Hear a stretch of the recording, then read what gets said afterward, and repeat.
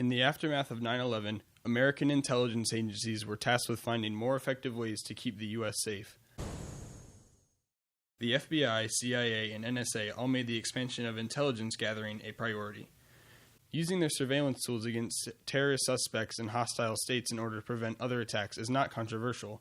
However, leaks by Edward Snowden have shown that the NSA also targets the communications of American citizens not suspected of any wrongdoing, as well as the citizens and leaders of the U.S.'s allies, including German Chancellor Angela Merkel and Brazilian President Dilma Rousseff, who are infuriated by the NSA's actions. Others view electronic surveillance, even of allies, as a crucial tool for pursuing American interests abroad. This is not a new attitude. Why should the U.S. spy on allies? Number 1. Our allies today might not be our allies tomorrow, so we benefit from having information regarding their plans and strategic intentions in case something changes in our relationships. We build allied relationships with other countries with our best interests in mind. As ties to these countries become shaky, we must keep our safety and security a priority. Number 2, we can prevent terrorist activities that threaten our national security with our surveillance in allied countries. The NSA claims that the purpose of international surveillance is to keep track of terrorist communications. Although a country may be allies with us, there could be terrorists that reside in these countries looking to endanger our nation. We gain an understanding of any country's supposed intentions that could pose a potential threat to our country.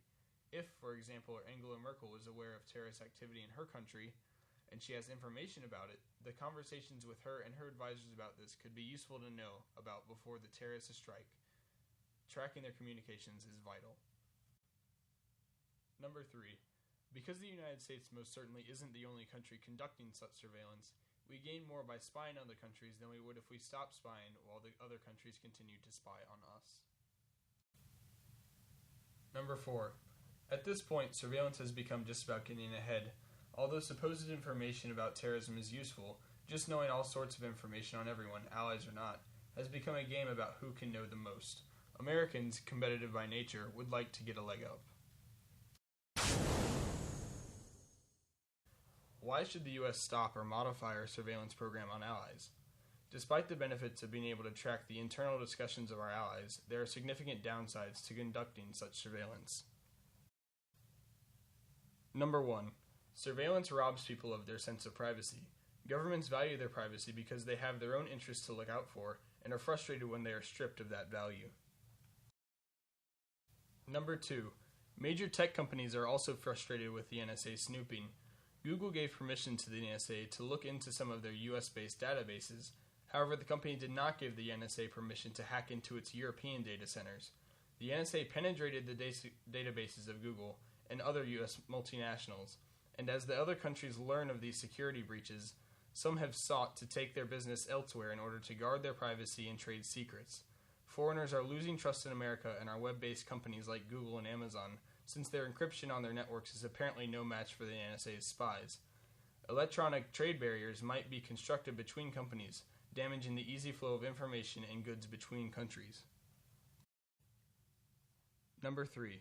With surveillance, a shaky, untrustworthy relationship between countries could develop into a less than ideal relationship. Trust between our allies is vital to our national security. Having strong and friendly relationships keeps us protected from potential international threats. Is the information we gather from the data more important than significant monetary losses and trust between allies? As it stands right now, the Pandora's box has already been opened and there will be no absolute end to the snooping. The surveillance has no longer become about terrorism. It stopped being about terrorism when we started snooping on our allies, because we know that they aren't planning on hurting us, or at least hopefully not. The only problem with stopping the surveillance is that other countries might not stop spying on us, so we end up at a disadvantage. However, there is no need for the surveillance of allies, since they are our allies. Therefore, the surveillance should be stopped or significantly slowed down. The benefits that we supposedly gain do not outweigh the cost in broken relationships and the damage created between us and our allies. If they're actually our allies, we don't need to spy on them. If we need to gain information, we can just ask. If they refuse to give us information or we have evidence of legitimate suspicion, we can then resort to spying as a worst-case scenario. There is too much negative conflict created as a result of spying, ergo it should be stopped on all fronts.